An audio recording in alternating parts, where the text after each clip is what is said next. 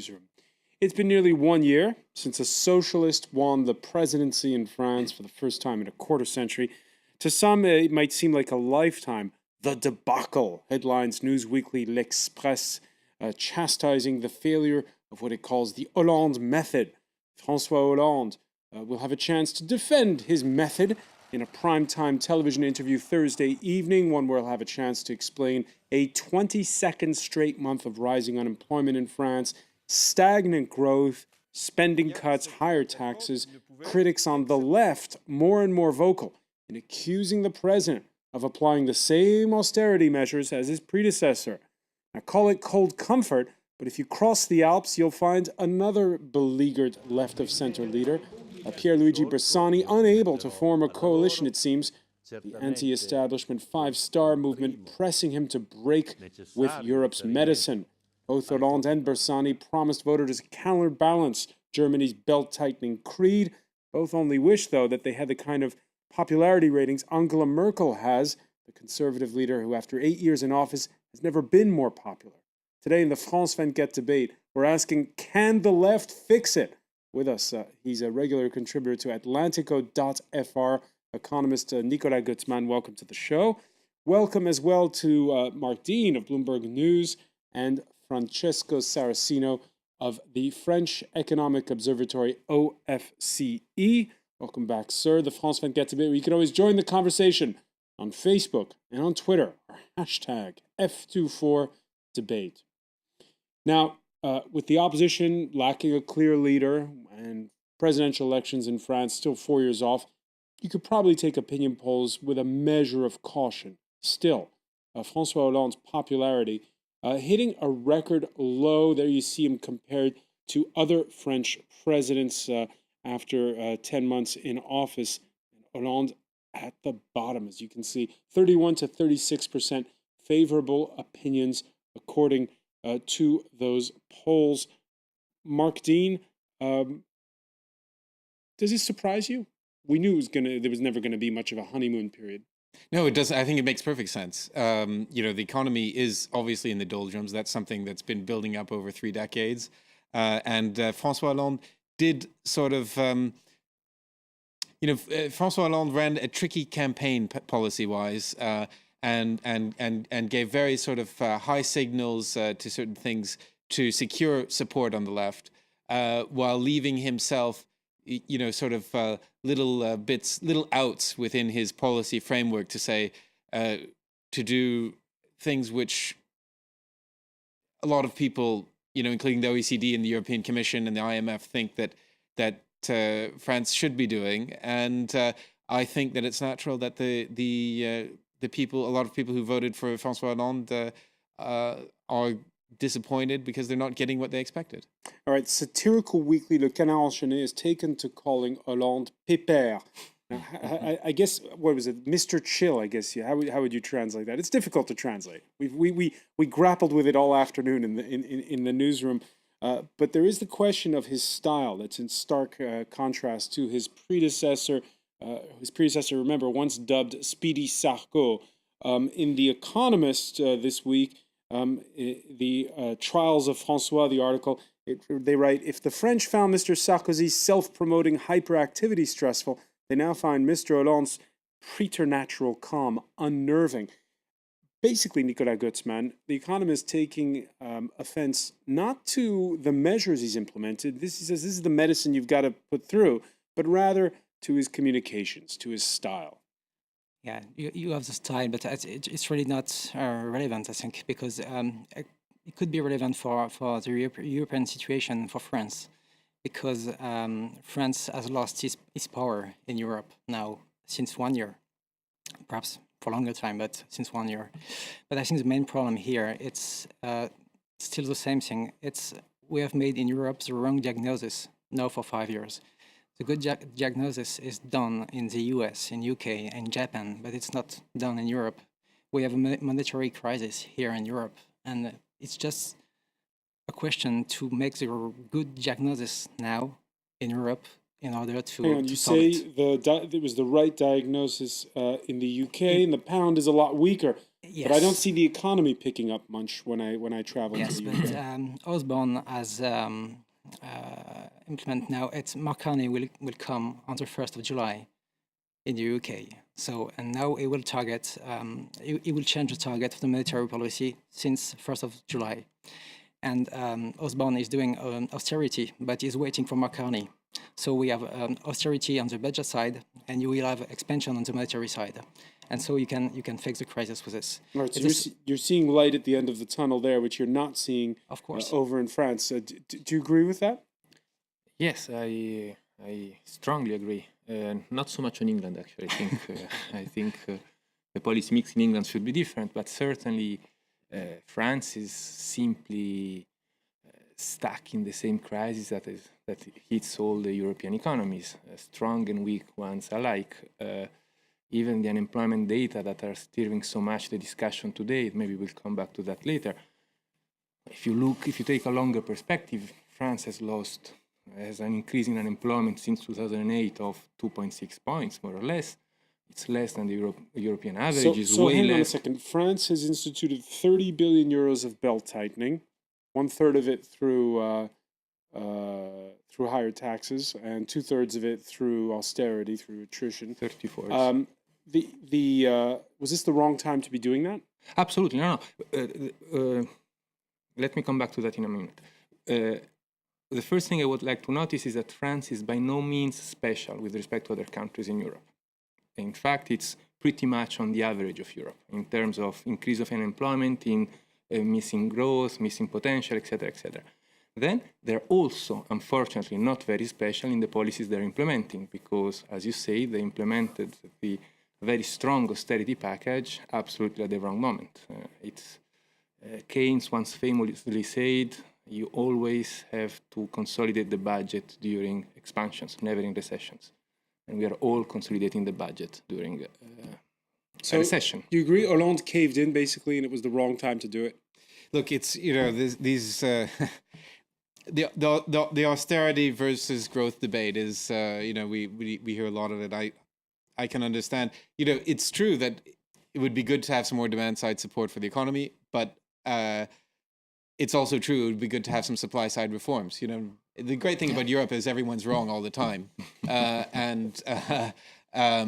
it would be bad. And these things are political. And why? We mentioned France's weight within Europe a minute ago. I mean, that's part of the problem. France's economic weakness gives it less political voice at the table, and it becomes a vicious circle. I mean, I think that politically, vis-a-vis Germany, France needs to show it can make supply side reforms, shake up the labor market and do pension reforms. And these are things which Hollande is doing. But it's true that, adding 27 billion euros in tax increases over a year and a half will grind the economy to a halt. And it makes it much more politically difficult as well to push through the reforms. I mean, if the French voters are unhappy, it's also because unemployment is at a 13-year high, because jobless claims are near an all-time record.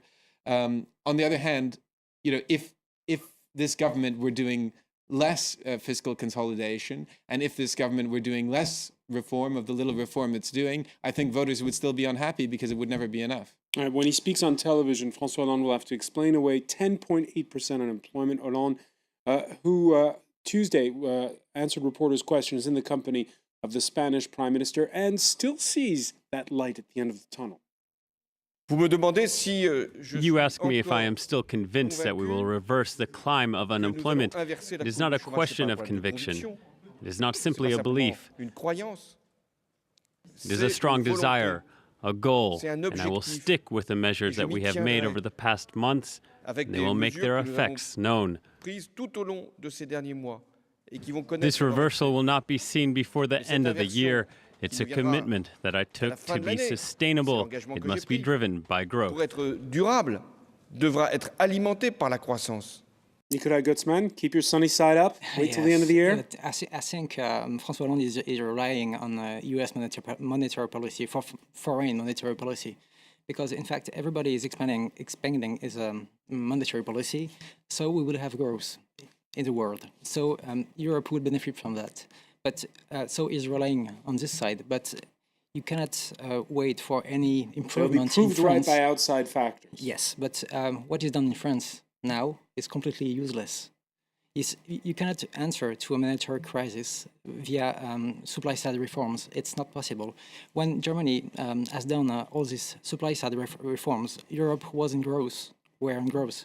And now Europe has zero growth, I think 1.8 inflation. So it's not even possible to think about supply-side reforms now. You really have to wait for more growth, and more growth will come only if we have a monetary expansion now. More growth will only come if there's monetary expansion. In other words, let's just put in plain English, if there's inflation, and I don't think that's going to happen between now and September when there's an election taking place in Germany. Yes. No, I mean, I think that's it's a very accurate economic analysis. The problem is why politically is this not possible right now is because the Germans say, well, you know, where are your reforms? We've been waiting for you for 3 decades to sort of reduce the deficit or something, and you know, the problem is this record, and it's an unfortunate situation, but it is the situation which France finds itself in, as well as Italy and other countries. Now, Hollande's been getting an earful from the Germans in private. He's getting an earful in public this Wednesday from the far left, communists and their allies over austerity. Now he's going in for criticism from the left wing of his own Socialist Party, both over substance and style. To be president of France doesn't mean to be president of a small town. It means taking into account the situation and changing gears.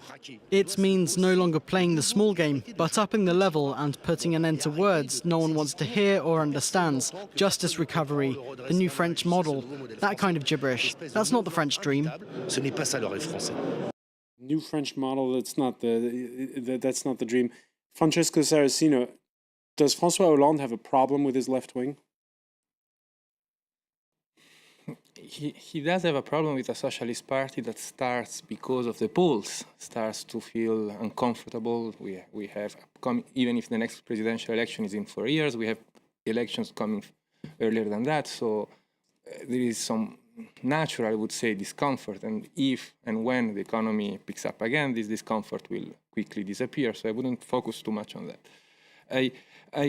What I really think is important to stress is that even the beginning of our discussion today shows that we are really not yet in a European perspective. Every country and every government thinks for themselves. And this is why we cannot implement in Europe the policies that are implemented in Japan, in the United States, much less in England, I would say, because of the Osborne austerity. So if you take Europe as a whole, the Eurozone as a whole, we don't have a very high debt. We don't have a very high deficit. We have a very high unemployment and we have very low demand. The solution, you can find it on any first-year economics textbook for the short run.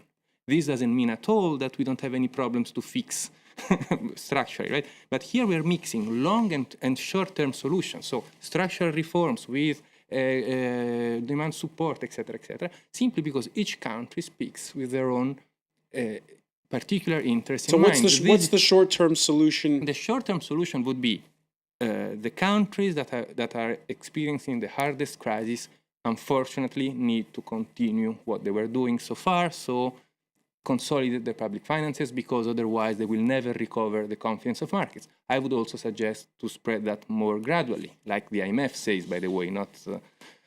On the other hand, countries that can Hang on, afford Francesco, don't you hail from a country called Italy? Yes. Doesn't Italy not included in that list of countries? So you're saying Italy has to continue with Italy is somewhat in the middle. Italy is somewhat in the middle, even with respect to its public finances, because Italy is a very high debt ratio and pays lots of interest on this debt, and so it has a large deficit. But its primary surplus, which is the balance of the government once you take away the interest payment, is actually positive. So Italy today, if you take away interest payment, spends less than what it makes.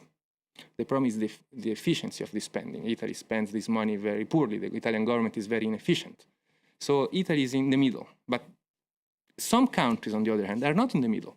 And these countries are, I would put France among these countries, but certainly Germany, Finland, Austria, etc., etc. These countries should today push their economy, because pushing their economy, they will make life for the countries that consolidate easier.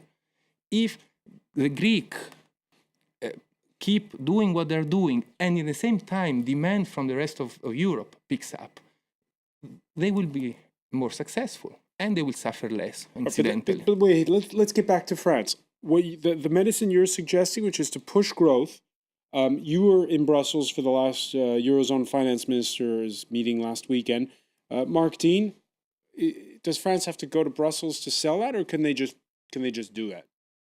No, I mean, in the sense, France lives within a European, within the Eurozone, and there's a political element to that, and you have to be able to sort of sell your policies in the Eurozone, because it's true that everyone has to work together. Now, the fact is that Germany finds itself in a position where it has the upper hand at the moment, because its economy is very strong and because they've done reforms and so on and so forth. So can France hit the pause button on its 30 billion euros of belt tightening, for instance? Well, it's politics, can it do it? I mean, yes, France can do it. But the question is, how do they make that happen politically?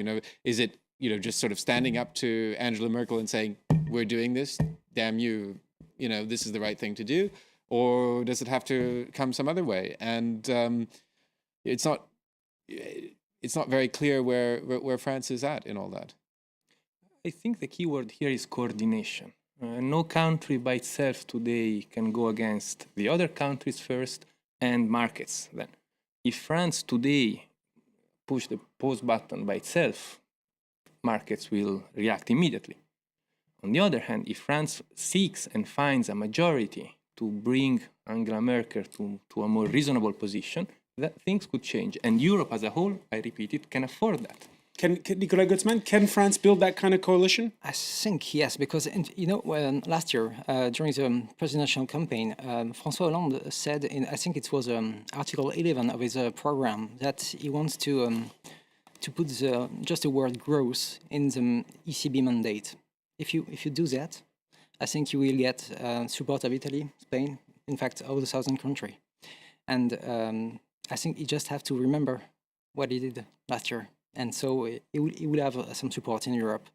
He will have some a conflict with Germany, but I think it's reasonable, because when you see all the world doing like this, Japan, the US, UK. He's got a strong argument, and Yes. he can push it. We're going to come back, and we're going to pick up on this point. Stay with us. You're watching the France 24 debate.